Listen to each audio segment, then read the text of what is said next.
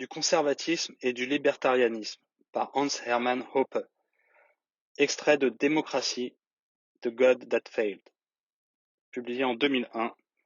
Titre original du chapitre On Conservatism and Libertarianism, chapitre 10 du livre précédemment cité.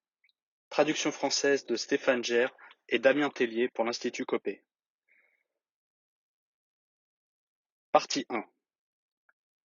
Laissez-moi commencer par une réflexion sur les deux sens possibles du terme conservateur.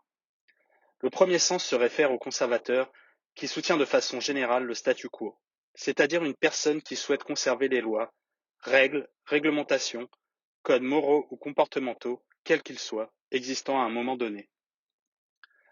Puisque des lois, des règles et des institutions politiques différentes sont en vigueur à des moments ou endroits différents, ce qu'un conservateur soutient dépend et varie avec le temps et l'espace. Être un conservateur ne veut rien dire de particulier, à part aimer l'ordre établi, quel qu'il puisse être. Le premier sens peut donc être mis à l'écart. Le terme conservateur doit avoir un autre sens. Ce qu'il signifie et ne peut que signifier est ceci.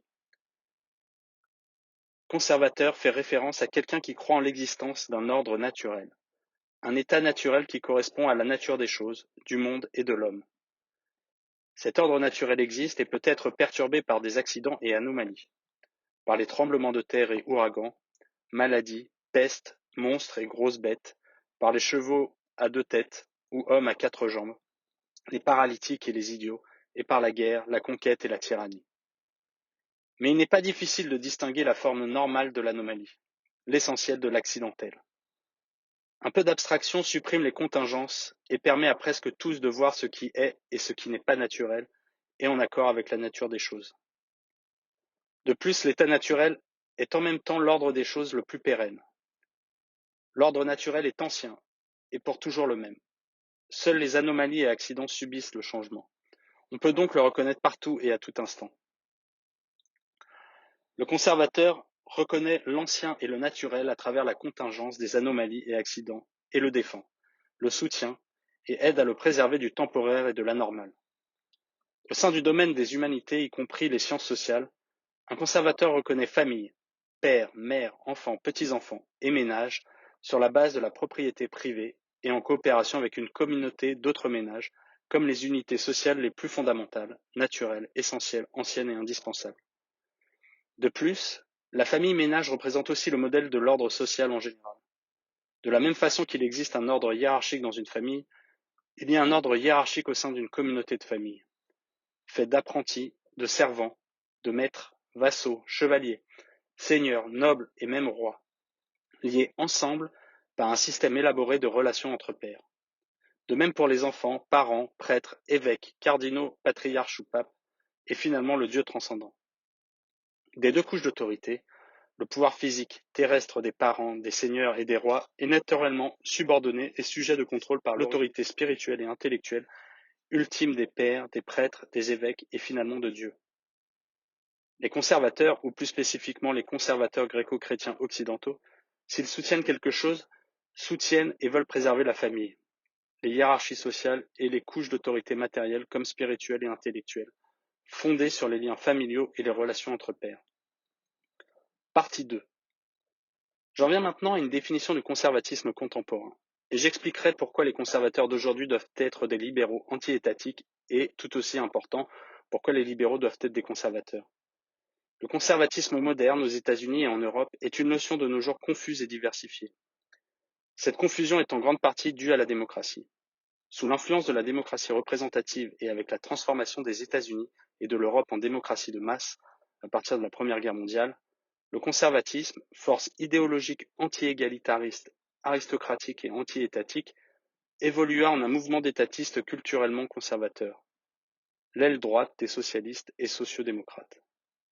La plupart des conservateurs contemporains autoproclamés s'inquiètent, à juste titre, du déclin des familles, du divorce, de la non-légitimité de la perte d'autorité, du multiculturalisme, des styles de vie alternatifs, de la désintégration sociale, du sexe et du crime. Tous ces phénomènes représentent des anomalies et des déviations scandaleuses de l'ordre naturel. Un conservateur doit en effet être opposé à tous ces développements et essayer de restaurer la normalité. Cependant, La plupart des conservateurs contemporains, du moins la plupart des porte-paroles de l'establishment conservateur, ne reconnaissent pas que leur objectif de retour à la normalité exige des changements sociaux anti-étatiques les plus drastiques, voire révolutionnaires. Sans quoi, lorsqu'ils en sont conscients, ils deviennent membres de cette cinquième colonne, lancée vers la destruction du conservatisme de l'intérieur, et doivent dès lors être considérés comme mauvais. Le fait que cela soit largement vrai pour ceux qu'on appelle les néoconservateurs ne nécessite pas plus d'explications ici. En ce qui concerne leurs meneurs, en effet, on peut suspecter que la plupart soient de la seconde espèce, les mauvais. Ils n'ont en vérité que faire des questions culturelles, mais reconnaissent qu'il leur faut jouer la carte du conservatisme culturel, de manière à ne pas perdre de pouvoir et à promouvoir leur objectif très différent d'une social-démocratie globale. Cependant, cela est également vrai de nombreux conservateurs qui sont véritablement inquiets de la désintégration familiale ou du pourrissement culturel.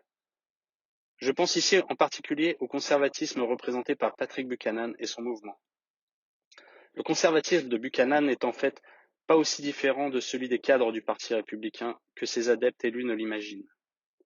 Au fond, leur compréhension du conservatisme est en accord complet avec celle du milieu conservateur. Elles sont toutes deux étatistes. Elles diffèrent sur ce qui doit être fait pour faire revenir les États-Unis à la normale, mais elles s'accordent sur ce qui doit être fait par l'État. Il n'y a aucune trace d'un anti-étatisme de principe chez ces deux compréhensions.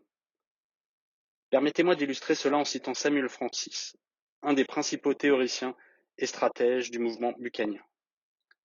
Ayant déploré la propagande anti-blanc et anti-occident, ou la laïcité militante, l'appât du gain, le mondialisme économique et politique, l'inondation démographique et le centralisme d'État débridé, il embraye sur un nouvel esprit de l'Amérique d'abord, qui implique non seulement de placer l'intérêt national au-dessus de celui d'autres nations, ou d'abstractions comme le leadership mondial, l'harmonie globale et le nouvel ordre mondial, mais aussi de donner la priorité à la nation envers la satisfaction des intérêts individuels ou subnationaux.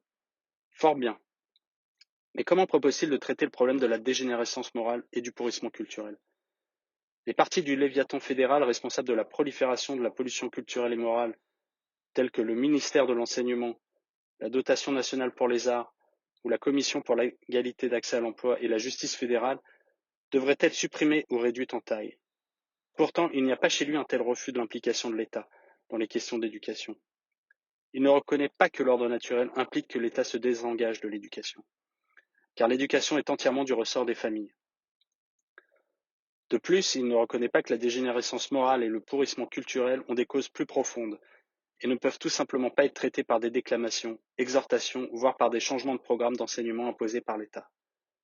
Au contraire, Francis propose que la reprise en main culturelle, le retour à la normale, puisse être accomplie sans changement fondamental de la structure de l'État-providence moderne. En effet, Buchanan et ses idéologues défendent explicitement les trois institutions centrales de l'État-providence: la couverture sociale, la couverture maladie et l'assurance chômage. Il veut même étendre les responsabilités sociales de l'État en lui affectant la tâche de protéger via des restrictions sur les importations et exportations nationales les emplois américains, spécialement dans l'industrie d'intérêt national, et d'isoler les salaires des ouvriers américains des travailleurs étrangers qui doivent travailler pour moins de $1 de l'heure. En fait, les Bucaniens admettent ouvertement qu'ils sont étatistes. Ils détestent et ridiculisent le capitalisme, le laisser-faire, les marchés libres et le libre-échange, la richesse, les élites et la noblesse. Et ils promeuvent un nouveau conservatisme populiste, prolétarien en fait, qui amalgame conservatisme social et culturel avec politique économique, sociale ou socialiste. Ainsi, confirme Francis, alors que la gauche pourrait gagner l'américain moyen par ses mesures économiques, elle le perd par son radicalisme social et culturel. Et alors que la droite pourrait attirer l'américain moyen par la loi, l'ordre et la défense de la normalité sexuelle, la morale et la religion conventionnelle, les institutions sociales traditionnelles, l'invocation du nationalisme et patriotisme, elle le perd quand elle ressasse ses vieilles formules d'économie bourgeoise. Ainsi, il est nécessaire de combiner les politiques économiques de la gauche et le nationalisme et le conservatisme culturel de la droite pour créer une nouvelle identité faisant la synthèse des intérêts économiques et des loyautés nationales culturelles de la classe moyenne prolétarisée en un mouvement politique séparé et unifié. Pour des raisons évidentes, cette doctrine n'est pas ainsi dénommée, car il y a un terme pour ce type de conservatisme. Il s'appelle nationalisme social ou national-socialisme. Je ne vais pas me préoccuper ici de savoir si oui ou non le conservatisme buchanien séduit les masses et si oui ou non son diagnostic de la scène politique américaine est sociologiquement correct. Je doute que ce soit le cas, et certainement le destin de Buchanan lors des primaires présidentielles républicaines de 1995 et 2000 n'indique guère autre chose.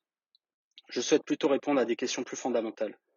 En supposant qu'il ait une telle séduction, c'est-à-dire en supposant que le conservatisme culturel et l'économie sociale socialiste puissent être psychologiquement combinés, c'est-à-dire que les gens puissent suivre les deux vues simultanément sans dissonance cognitive, peuvent-ils être aussi effectivement et pratiquement, économiquement et praxéologiquement combinés?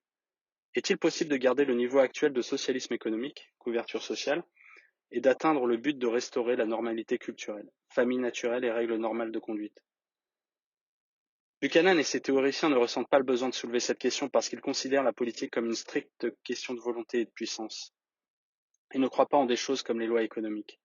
Si les gens veulent simplement une chose et qu'il leur est donné le pouvoir pour mettre en œuvre cette volonté, alors tout peut être accompli.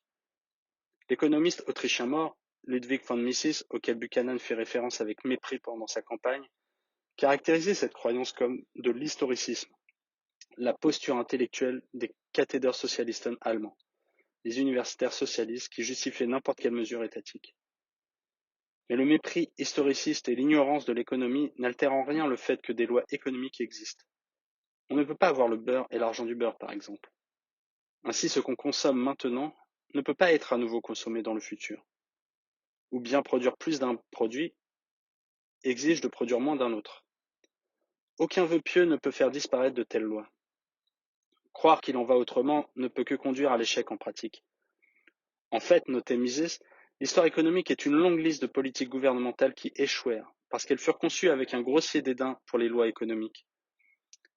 À la lumière des lois économiques élémentaires et immuables, le programme buchanien de nationalisme social n'est rien d'autre qu'un autre rêve utopique. Aucun vœu pieux ne peut changer le fait que conserver les institutions centrales de l'État-providence actuel et vouloir retourner aux familles, normes, conduites et cultures traditionnelles sont des objectifs incompatibles. On peut avoir l'un, le socialisme, État-providence, ou l'autre, morale traditionnelle, mais on ne peut pas avoir les deux, car l'économie nationaliste sociale, le pilier du système actuel d'État-providence que Buchanan veut laisser intact, est la cause même des anomalies culturelles et sociales. Afin de clarifier cela, il suffit de se souvenir d'une des lois les plus fondamentales de l'économie, selon laquelle tout enrichissement forcé ou redistribution de revenus, indépendamment des critères pris pour les concevoir, implique de prendre à certains, ceux qui ont quelque chose, et de le donner à d'autres, ceux qui n'ont pas ce quelque chose. En conséquence, l'incitation à posséder est réduite, tandis que l'incitation à ne rien posséder est accrue. Ce qu'on possède est considéré comme bon par définition, et ce qu'on ne possède pas est considéré comme mauvais ou déficience. C'est, en effet, l'idée même sous-jacente à toute redistribution. Certains ont trop et d'autres pas assez. Le résultat de toute redistribution est qu'on produira donc moins de choses bonnes et parfaites, mais plus de choses mauvaises ou déficientes. En subventionnant avec des fonds issus de taxes, donc des fonds pris à d'autres, les gens qui sont pauvres, plus de pauvreté sera créée. En subventionnant les gens parce qu'ils sont sans emploi, plus de chômage sera créé. En subventionnant les mères seules, il y aura plus de mères célibataires et plus de naissances illégitimes, etc. À l'évidence, cette analyse basique s'applique à tout le système dit de sécurité sociale qui a été mis en œuvre en Europe occidentale à partir des années 1880 et aux États-Unis depuis les années 1930. L'assurance gouvernementale obligatoire contre la vieillesse, la maladie, les blessures professionnelles, le chômage, l'indigence, etc. En conjonction avec le système encore plus ancien d'éducation obligatoire, ces institutions et pratiques aboutissent à une attaque massive des institutions de la famille et de la responsabilité personnelle. En dégageant les individus de l'obligation d'obtenir leurs propres revenus, santé, sécurité, vieillesse et l'éducation des enfants, le champ et l'horizon temporel de la responsabilité privée est réduit et la valeur du mariage, de la famille, des enfants et des relations entre pairs est amoindrie. Irresponsabilité, courte vue, négligence, maladie et même nihilisme sont promus. Et responsabilité, anticipation, diligence, santé et conservatisme sont punis. Le système obligatoire d'assurance vieillesse en particulier, où les retraités sont subventionnés à partir de taxes prélevées aux salariés actuels, a systématiquement affaibli le lien intergénérationnel entre parents, grands-parents et enfants. Les retraités n'ont plus besoin de l'assistance de leurs enfants s'ils n'ont pas épargné pour leur propre vieillesse. Et les jeunes, qui ont forcément accumulé moins de richesses, doivent subvenir aux anciens, qui ont forcément accumulé plus de richesses. Et non dans l'autre sens, comme c'est typique dans les familles. En conséquence, non seulement les gens souhaitent avoir moins d'enfants, et en effet, les taux de natalité sont tombés de moitié depuis l'aube des politiques de sécurité sociale modernes, État-providence, mais de plus, le respect que les jeunes accordaient traditionnellement à leurs aînés se réduit, et tous les indicateurs de désintégration et de dysfonctionnement familiaux, tels les taux de divorce, les relations illégitimes, les maltraitances parentales, infantiles ou maritales, le célibat, les mères célibataires, les modes de vie alternatifs et les avortements ont augmenté. De plus, avec la socialisation du système de santé via des institutions comme Medicaid et Medicare, les organismes publics d'assurance maladie et sociale, et la réglementation de l'industrie de l'assurance en restreignant les droits de l'assureur à refuser tout risque individuel comme non assurable et discriminer librement selon les méthodes actuelles entre différents groupes à risque, une machinerie monstrueuse de redistribution de la richesse et des revenus aux dépens des individus responsables et groupes à bas risque en faveur des acteurs irresponsables et des groupes à haut risque a été mise en marche. Les subventions pour la maladie et les affections favorisent les pathologies, les handicaps et affaiblissent le désir de travailler et d'avoir des vies saines. On ne peut pas mieux faire que de citer l'économiste autrichien mort Ludwig von Mises une fois de plus. Être malade n'est pas un phénomène indépendant de la volonté consciente.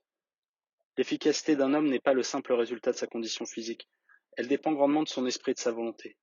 L'aspect destructeur des assurances médicales réside avant tout dans le fait que de telles institutions promeuvent accidents et maladies, gênent la guérison et très souvent créent, ou du moins intensifient et prolongent le désordre fonctionnel qui suit maladie ou accident. Se sentir sain est tout autre chose qu'être sain au sens médical. En affaiblissant, voire détruisant complètement la volonté d'être bien et capable de travailler, l'assurance sociale crée des maladies et des incapacités à travailler. Elle produit l'habitude de se plaindre et des névroses d'autres types. En tant qu'institution sociale, elle rend un peuple malade physiquement comme mentalement, ou du moins aide à multiplier, allonger et intensifier la maladie. L'assurance sociale a donc fait de la névrose de l'assuré une maladie publique dangereuse. Que ces institutions soient étendues et les maladies se multiplieront. Aucune réforme ne peut être d'aucune aide. On ne peut pas affaiblir ou détruire la volonté de santé sans produire des maladies. Je ne souhaite pas expliquer ici le non-sens économique de l'idée encore plus marquante de Buchanan et de ses théoriciens d'une politique protectionniste, protégeant les salaires américains. S'ils avaient raison, leur argument en faveur de la protection économique reviendrait à la mise en accusation de tout commerce et une défense de la thèse selon laquelle chacun, chaque famille irait mieux si on ne commerçait avec personne. Certainement, dans ce cas, personne ne pourrait perdre son emploi et le chômage dû à une concurrence injuste serait réduit à zéro. Pourtant, une telle société du plein emploi ne serait ni prospère ni forte. Elle serait composée de gens, familles, qui, bien que travaillant de l'aube au crépuscule, seraient condamnés à la pauvreté et à la famine. Le protectionnisme international de Buchanan, bien que moins destructeur qu'une politique protectionniste interpersonnelle ou interrégionale, aboutirait précisément au même effet. Cela n'est pas du conservatisme. Les conservateurs veulent des familles prospères et fortes. C'est du nihilisme économique. En tout cas, ce qui devrait être clair désormais, c'est que tout ou presque de la dégénérescence morale et du pourrissement culturel, les signes de décivilisation, tout autour de nous sont les résultats inévitables et inéluctables de l'État-providence et de ses institutions centrales. Les conservateurs classiques, à l'ancienne mode, savaient cela et ils s'opposèrent vigoureusement à l'éducation publique et à la sécurité sociale. Ils savaient que les États, partout, étaient faits pour briser et in fine détruire la famille, les institutions et les couches de hiérarchie d'autorité qui sont le produit naturel des communautés familiales, afin d'accroître et de renforcer leur propre pouvoir. Ils savaient que pour ce faire, les États auraient à tirer parti de la rébellion naturelle de l'adolescent contre l'autorité parentale. Et ils savaient que l'éducation socialisée et la responsabilité socialisée étaient les moyens de mener cet objectif à bien. L'éducation sociale et la sécurité sociale fournissent une ouverture à la jeunesse rebelle pour échapper à l'autorité parentale et continuer ailleurs les mauvais comportements. Les anciens conservateurs savaient que ces politiques émanciperaient l'individu de la discipline imposée par la vie familiale et communautaire, pour l'assujettir au contraire au contrôle direct et immédiat de l'État. Par ailleurs, ils savaient, ou du moins avaient dans l'idée, que cela mènerait à l'infantilisation systématique de la société, une régression émotionnelle et mentale de l'âge adulte à l'adolescence et à l'enfance.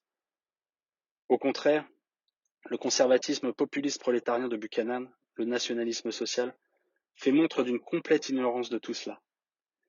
Combiner conservatisme culturel et étatisme providentiel est impossible, et de ce fait un non-sens économique. L'étatisme providentiel, la sécurité sociale sous toutes ses formes, nourrit la dégénérescence et le pourrissement culturel. Ainsi, Si d'aucuns est inquiet du déclin moral américain et veut restaurer la normalité de la société et de la culture, il devra s'opposer à tous les aspects de l'État-providence moderne. Un retour à la normalité n'exige rien de moins que la complète élimination du système de sécurité sociale actuel. L'assurance chômage, la couverture sociale et médicale, la retraite, l'éducation publique, etc.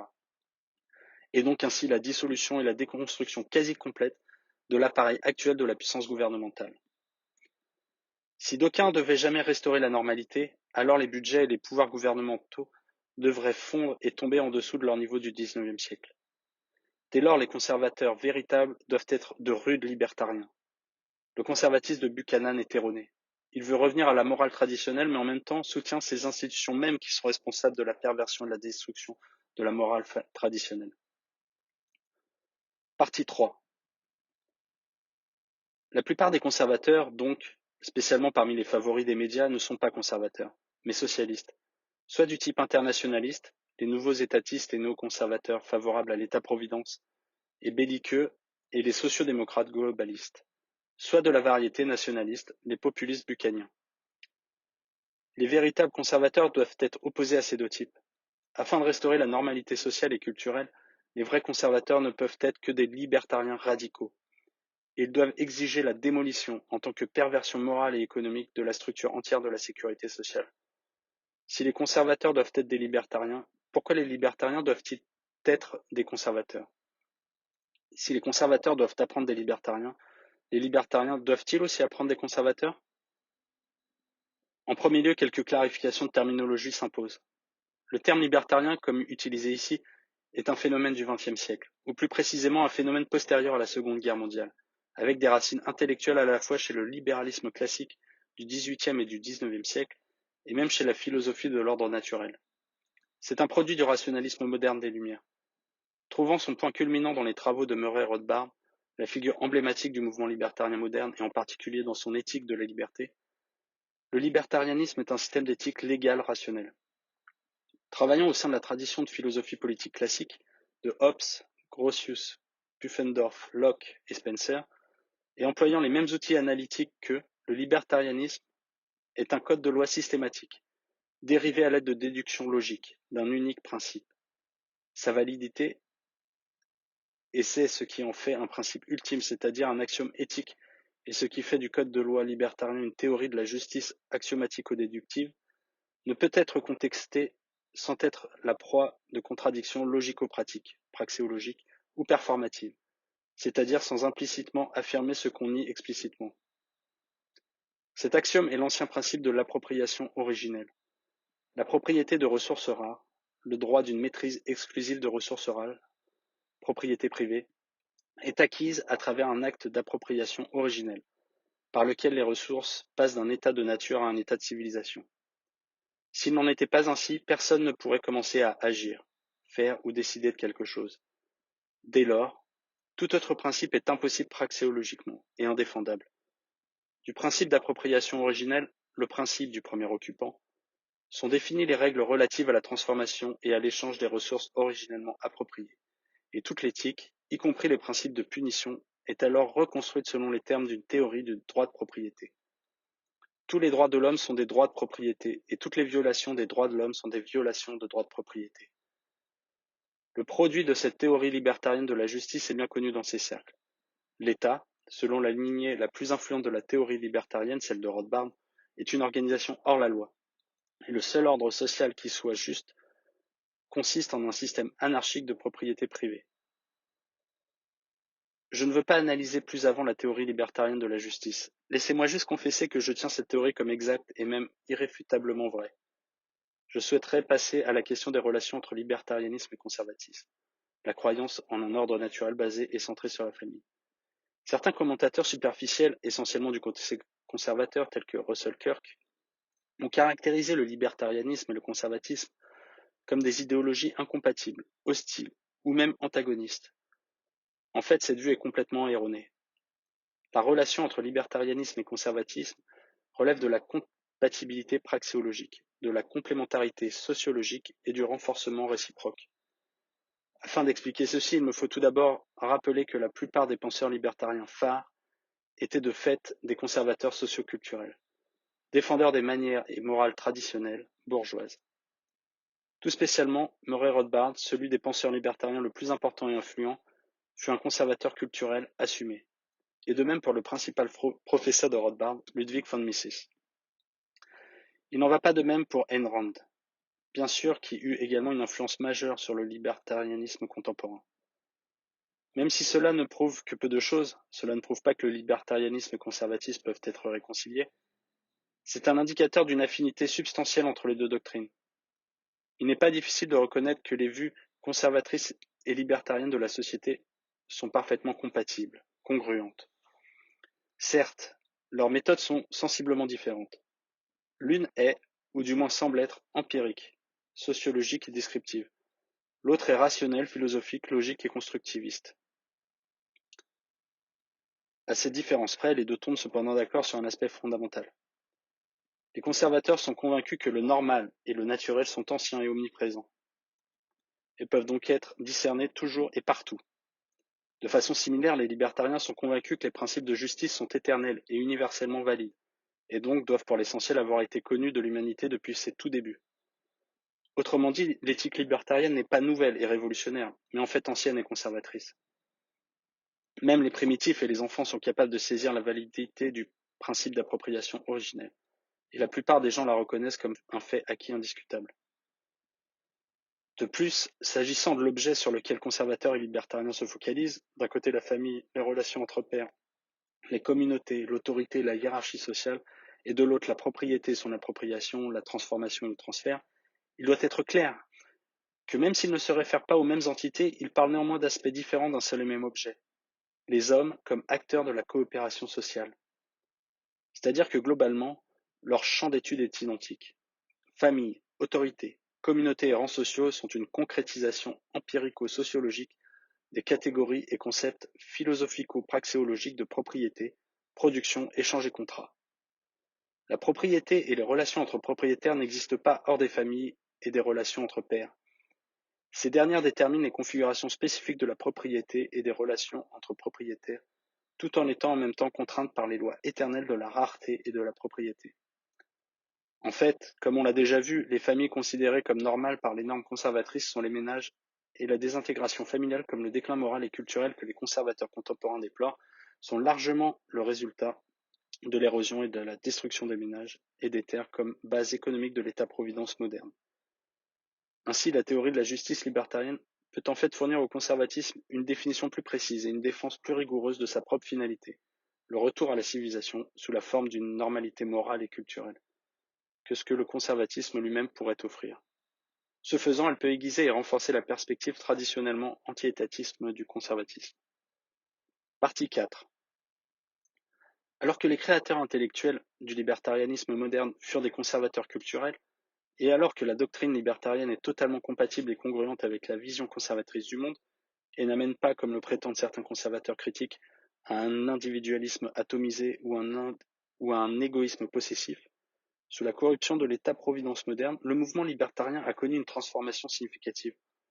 À bien des égards, et même dans son ensemble aux yeux des médias et du public, il est devenu un mouvement qui combine anti-étatisme radical et économie de marché avec gauchisme culturel, contre-culture, multiculturalisme et hédonisme personnel, c'est-à-dire l'exact opposé du programme buchananien de socialisme culturellement conservateur, le capitalisme contre-culturel. Plus haut, on notait que le programme buchananien de nationalisme socialiste ne semble pas connaître un grand attrait, du moins aux États-Unis. Cela est vrai dans une plus grande mesure encore de la tentative libertarienne de synthèse de l'économie de marché avec la contre-culture et le multiculturalisme. Cependant, comme pour le conservatisme auparavant, mon inquiétude centrale n'est pas tant le manque d'attrait des masses, ni le fait de savoir si certaines idées peuvent être psychologiquement combinées et intégrées, mais bien de savoir si ces idées peuvent être combinées en pratique et de manière effective ou non. C'est mon intention de montrer qu'elles ne le peuvent pas, et qu'une large part du libertarianisme contemporain est un faux libertarianisme contre-productif, comme le conservatisme de Buchanan est un faux conservatisme contre-productif. Le fait qu'une large part du libertarianisme moderne soit culturellement à gauche n'est pas dû à un quelconque enseignement des principaux théoriciens libertariens. Comme nous l'avons remarqué plus haut, ils étaient pour la plupart culturellement conservateurs. Ce fut plutôt le résultat d'une compréhension superficielle de la doctrine libertarienne, par bien de ses adeptes, et cette ignorance trouve son explication dans une coïncidence historique. La tendance évoquée inhérente à l'État-providence social-démocrate à promouvoir un processus intellectuel et émotionnel d'infantilisation, la décivilisation de la société. Les débuts du mouvement libertarien moderne aux États-Unis remontent au milieu des années 60. En 1971, le Parti libertarien fut fondé, et en 1972, le philosophe John Osper fut le premier candidat à la présidence. C'était le temps de la guerre du Vietnam. Simultanément promu par les grandes avancées de la croissance de l'État-providence du début et du milieu des années 60 et suivantes aux États-Unis, et de façon similaire en Europe occidentale, la soi-disant législation des droits civils et la lutte contre la propriété, un phénomène de masse nouveau émergea. Un nouveau lumpenprolétariat d'intellectuels et jeunes intellectualisés se fit jour, le produit d'un système toujours croissant d'un système socialiste d'éducation publique, agacé par la morale et la culture bourgeoise prépondérante, quoique vivant bien plus confortablement que le vrai et ancien lumpenprolétariat sur la richesse créée par cette même culture prépondérante. Le multiculturalisme, le relativisme culturel, vivre et laisser vivre, et l'anti-autoritarisme égalitariste, ne respectaient aucune autorité, furent élevés des phases temporaires et transitoires du développement mental, adolescence, à une attitude permanente entre les intellectuels et leurs étudiants. L'opposition de principe des libertariens à la guerre du Vietnam coïncida avec l'opposition quelque peu diffuse à la guerre de la part de la nouvelle gauche. En outre, l'aboutissement anarchique de la doctrine libertarienne séduisit la gauche contraculturelle, car la non-légitimité de l'État et l'axiome de non-agression, voulant qu'on ne doit pas initier ou menacer d'initier la force physique contre autrui ou sa propriété, n'impliquait-il pas que tout le monde ait la liberté de choisir le style de vie non agressif qui lui soit propre? Cela n'impliquait-il pas que la vulgarité, l'obscénité, la profanation, l'usage de la drogue, la promiscuité, pornographie, prostitution, homosexualité, polygamie, pédophilie, ou toute autre perversité concevable ou anormalité, en tant que crime sans victime, ne soient aucunement des offenses, mais des activités et styles de vie normaux et légitimes? Sans surprise donc, dès le début, le mouvement libertarien attira un nombre inhabituellement élevé d'adeptes anormaux et pervers. Par la suite, l'ambiance contraculturelle et la tolérance relativiste multiculturelle du mouvement libertarien attira un nombre encore plus grand de désaxés, ratés professionnels ou personnels, ou encore carrément minables. Murray Rothbard, par dégoût, les appelait les nihilo-libertariens, et les identifiait comme des libertariens modaux, typiques et représentatifs. Ils imaginaient une société où chacun serait libre de choisir et d'entretenir n'importe quel style de vie non agressif, la carrière ou le personnage qu'il voudrait, et où, comme conséquence de l'économie de marché libre, tout le monde serait sur un niveau élevé de prospérité générale. Ironiquement, le mouvement qui s'était formé pour démanteler l'État et restaurer la propriété privée et l'économie de marché était largement repris et son image déformée par les produits mentaux et émotionnels de l'État-providence, la nouvelle classe d'adolescents permanents. Partie 5. Cette combinaison intellectuelle ne pouvait finir bien. Le capitalisme de propriété privée et le multiculturalisme égalitaire font une combinaison aussi improbable que le socialisme et le conservatisme culturel. Et à essayer de combiner ce qui ne peut l'être, une grande partie du mouvement libertarien moderne contribua en fait à accroître l'érosion des droits de propriété, tout comme une grande partie du conservatisme contemporain contribua à l'érosion de la famille et des traditions morales. Ce que les libertariens contraculturels n'arrivent pas à reconnaître, et ce que les vrais libertariens ne sauraient assez mettre en avant, c'est que la restauration des droits de propriété privée et l'économie du laisser-faire implique une augmentation drastique et aiguë de la discrimination sociale et éliminera promptement la plupart, sinon toutes les expériences de vie égalitaro-multiculturelles, si chères au cœur des libertariens de gauche. En d'autres termes, les libertariens doivent être des conservateurs radicaux et sans compromis. Contrairement aux libertariens de gauche assemblés autour d'institutions comme le Cato Institute et l'Institute for Justice, par exemple, qui recherchent l'assistance du gouvernement central pour le respect de diverses politiques de non-discrimination et appellent à une politique non discriminatoire ou politique de libre immigration, les vrais libertariens doivent adopter la discrimination, qu'elle soit interne, nationale ou externe, politique étrangère. En effet, la propriété privée suppose la discrimination. Je possède ceci, cela, et non vous. Je suis autorisé à vous exclure de ma propriété. Je peux mettre des conditions à votre usage de ma propriété, et je peux vous exclure de ma propriété. De plus, vous et moi, propriétaires privés, pouvons nous engager et conditionner notre propriété à une convention restrictive ou protectrice. Nous et d'autres pouvons, si nous le considérons bénéfique, Imposer des limitations sur l'usage futur que chacun de nous sera autorisé à avoir de notre propriété. L'État-providence moderne a grandement vidé les propriétaires privés du droit d'exclusion impliqué par le concept de propriété privée. La discrimination est rendue hors la loi. Les employeurs ne peuvent pas engager qui ils veulent. Les propriétaires fonciers ne peuvent pas louer à qui ils veulent. Les vendeurs ne peuvent pas vendre à qui ils souhaitent. Les acheteurs ne peuvent pas acheter auprès de quiconque ils souhaitent acheter. Et les groupes de propriétaires privés ne sont pas autorisés à convenir d'accords de restriction quelconques qu'ils pensent leur être mutuellement bénéfiques. L'État a ainsi dérobé au peuple le plus clair de sa protection physique et personnelle.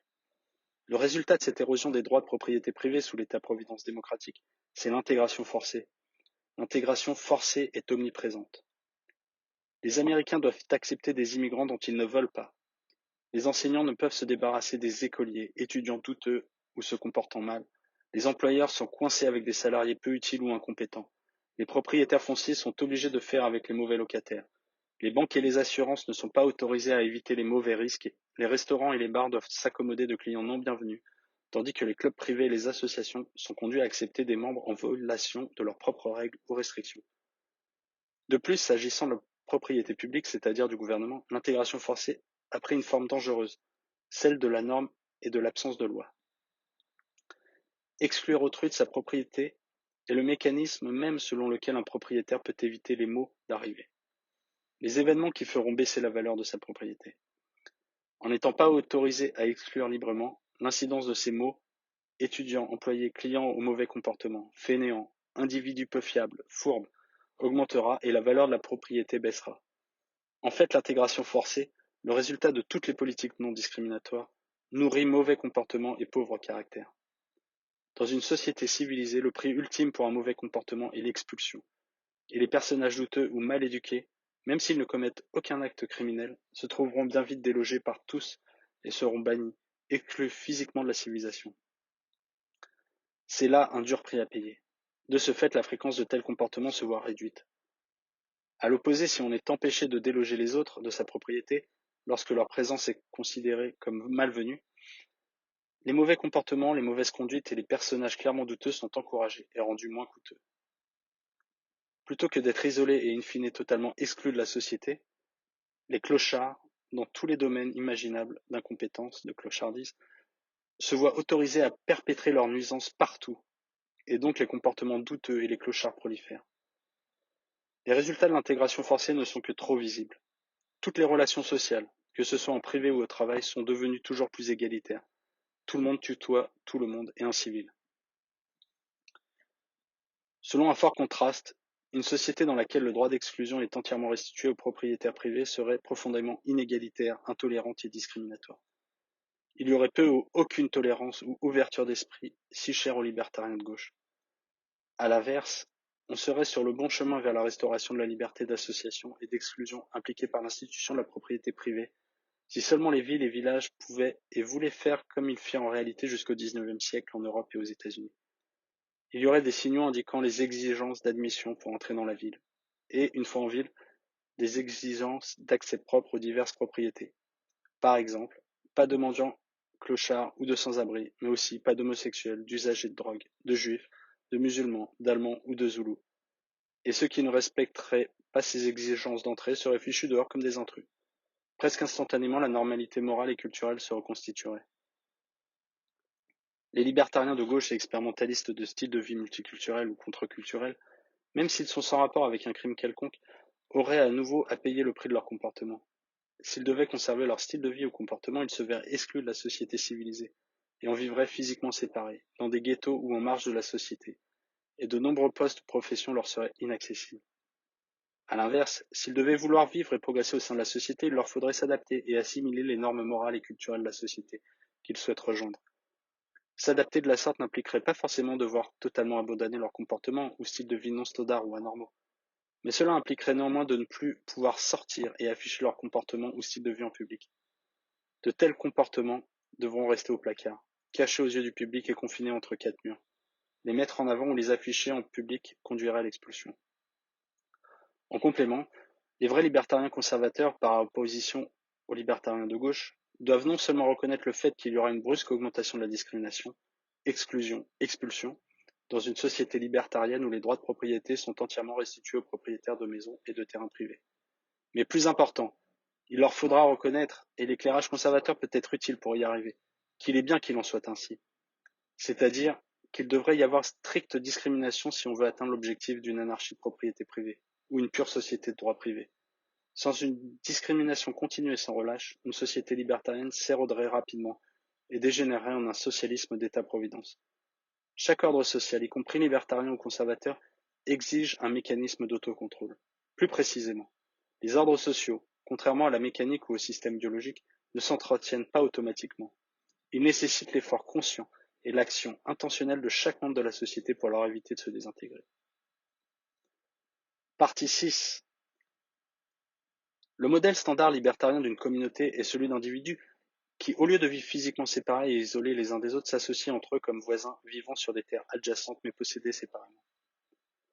Cependant, ce modèle est trop simpliste. Probablement le fait de préférer des voisins à l'isolement tient au fait que pour des individus participant et prenant part au bénéfice de la division du travail, un voisinage offre l'avantage supplémentaire d'un faible coût de transaction, c'est-à-dire un voisinage facilite l'échange.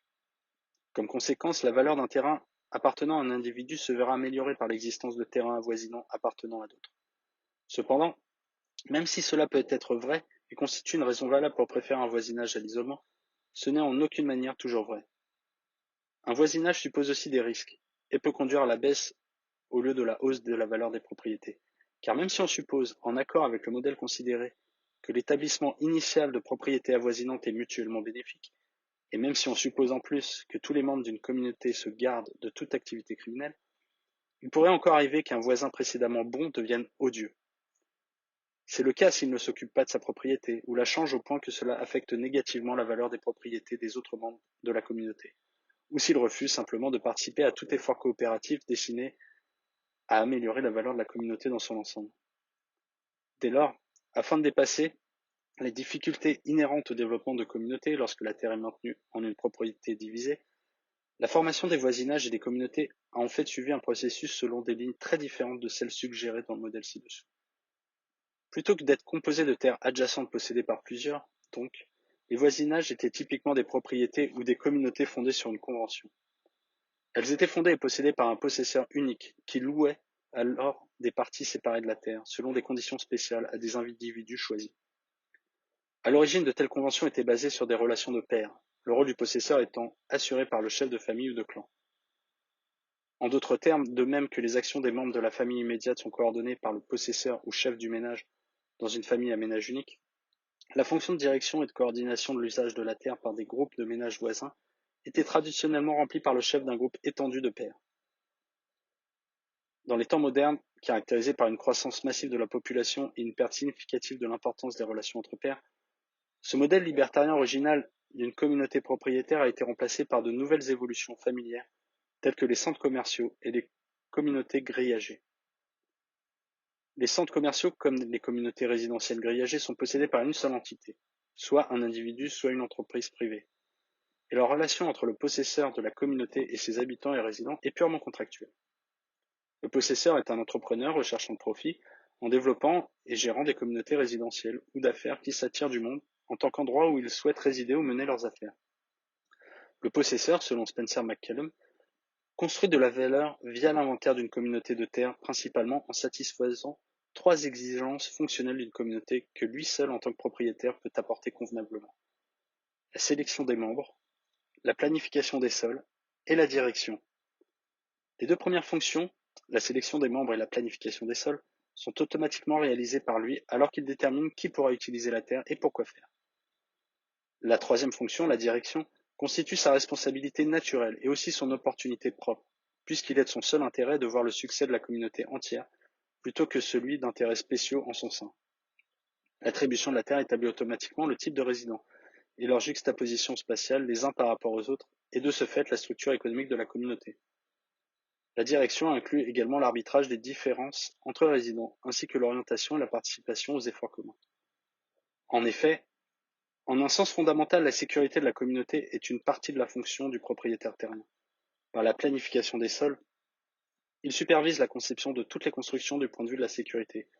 Il choisit aussi les résidents avec à l'esprit leur compatibilité et leur complémentarité avec les autres membres de la communauté et apprend à anticiper les habitats et à prévenir les différends émergents entre résidents.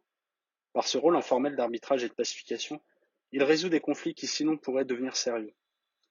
De ces multiples façons, il assure une possession tranquille, ainsi que cela fut admirablement exprimé dans la langue de la common law pour ses résidents. Ainsi, clairement, la tâche d'entretenir la convention comprise dans une communauté libertarienne appartient en premier lieu et principalement au possesseur. Pourtant, il n'est qu'un homme et il lui est impossible de réussir cette tâche à moins de disposer du soutien dans cette entreprise de la majorité des membres de la communauté en question. En particulier, le possesseur a besoin du soutien de l'élite de la communauté, c'est-à-dire les chefs des ménages et les firmes les plus lourdement investies dans la communauté. Afin de protéger et si possible d'améliorer la valeur de leur propriété et investissement, le possesseur comme l'élite communautaire doivent vouloir et être prêts à prendre deux formes de mesures protectrices. En premier lieu, ils doivent être prêts à se défendre par la force physique contre les invasions externes et à punir les criminels locaux. Mais en second, et tout aussi important, ils doivent aussi vouloir se défendre par le recours à l'ostracisme, l'exclusion et in fine l'expulsion contre ces membres de la communauté qui promeuvent ou font la propagande d'actions incompatibles avec l'objet même de la Convention. Protéger la propriété et la famille. À cet égard, une communauté fait toujours face à la double menace, entremêlée de l'égalitarisme et du relativisme culturel. L'égalitarisme, sous toute forme et genre, est incompatible avec l'idée de propriété privée. La propriété privée implique exclusivité, inégalité et différence. Et le relativisme culturel est incompatible avec le fait, en fait fondamental, des familles et des relations intergénérationnelles entre pairs. Les familles et les relations entre pairs impliquent l'absolutisme culturel. Comme fait socio-psychologique, les sentiments égalitaires et relativistes trouvent tous deux un ferme soutien parmi chaque nouvelle génération d'adolescents. Du fait de leur développement mental encore incomplet, les juvéniles, spécialement de la variété mâle, sont encore réceptifs aux deux idées. L'adolescence est marquée par des pics, normaux pour cet âge de rébellion du jeune contre la discipline imposée sur ceux par la vie de famille et l'autorité parentale. Le relativisme culturel et le multiculturalisme fournissent l'instrument idéologique pour s'émanciper soi-même de ces contraintes. Et l'égalitarisme, basé sur la vue infantile que la propriété est donnée, et donc distribuée de manière arbitraire, et non individuellement appropriée et produite, et donc justement distribuée, c'est-à-dire en accord avec la productivité personnelle, fournit le moyen intellectuel sur lequel les jeunes rebelles peuvent poser des revendications sur les ressources économiques nécessaires à une vie libre du et hors du cadre disciplinaire de la famille. Faire respecter une convention est pour beaucoup une question de prudence, bien sûr. Comment et quand réagir et quelles mesures protectrices prendre requiert du jugement de la part des membres de la communauté et spécialement du possesseur et des élites de la communauté. Ainsi, par exemple, tant que la menace du relativisme moral se limite à une petite part des adolescents et des jeunes adultes sur une courte période de la vie, jusqu'à ce qu'ils s'installent comme adultes avec des contraintes familiales, il se peut très bien que ne rien faire du tout soit suffisant. Les promoteurs du relativisme culturel et de l'égalitarisme ne représentaient guère plus qu'une gêne ou une irritation temporaire, et la punition sous forme d'ostracisme pourrait être vraiment légère et peu sévère. Une petite dose de ridicule et de mépris pourrait suffire pour contenir la menace relativiste et égalitaire. La situation est très différente cependant, et des mesures nettement plus drastiques pourraient être requises une fois que l'esprit de relativisme moral et d'égalitarisme a pris pied parmi les membres adultes de la société, parmi les mères, pères et chefs de ménage et de firme. Dès que des membres de la société expriment avec régularité l'acceptation ou même le soutien au sentiment égalitaire, que ce soit sous forme démocratique, règle de la majorité ou communiste, il devient essentiel que les autres membres, et en particulier les élites sociales naturelles, soient prêts à agir de façon décisive, et en cas de non-conformité qui perdure, excluent et in fine bannissent ces membres hors de la société. Dans une convention conclue entre un possesseur et des résidents communautaires, avec pour but la protection de leur propriété privée, il n'existe rien de tel que la liberté illimitée de parole, pas même le droit illimité de parole sur sa propre propriété de résident. On peut dire des choses innombrables et promouvoir presque toute idée sous le soleil, mais naturellement personne n'est autorisé à soutenir des idées contraires à l'objet même de la Convention, qui vise à préserver et à protéger la propriété privée, telle que la démocratie et le communisme. Il ne saurait y avoir de tolérance envers les démocrates ou les communistes au sein d'un ordre social libertarien.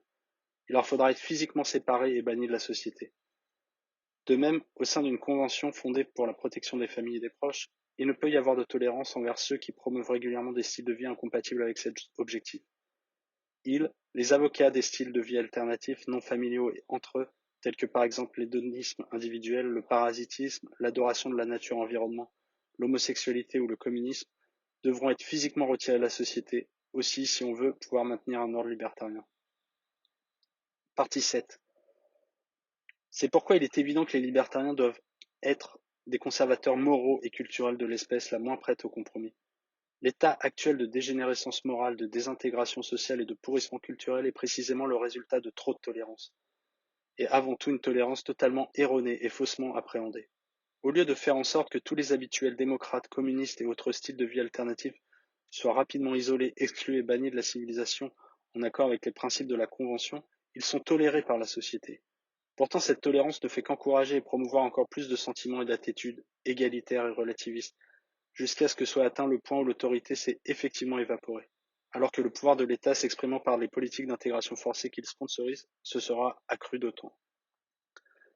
Les libertariens, dans leur tentative d'établir un ordre social naturel libre, doivent lutter pour regagner de l'État le droit d'exclusion inhérent à la propriété privée. Cependant, avant même qu'ils accomplissent cela et afin de rendre un tel résultat seulement possible, les libertariens ne sauraient trop tôt commencer à réaffirmer et à exercer, autant que la situation le leur permet encore, leur droit d'exclusion dans la vie de tous les jours. Les libertariens doivent se distinguer des autres en pratiquant, ainsi qu'en promouvant, la forme la plus extrême d'intolérance et de discrimination contre les égalitaristes, démocrates, socialistes, communistes, multiculturalistes, environnementalistes, mauvaises manières, mauvais comportements, incompétence, grossièreté, vulgarité, obscénité. Comme de vrais conservateurs qui devront se dissocier des faux conservateurs socialistes, tels les bucaniens et néoconservateurs. Les vrais libertariens doivent se dissocier visiblement et avec ostentation de ces imposteurs que sont les faux libertariens de gauche, adeptes du multiculturalisme, de la contre-culture et de l'anti-autoritarisme égalitariste. Fin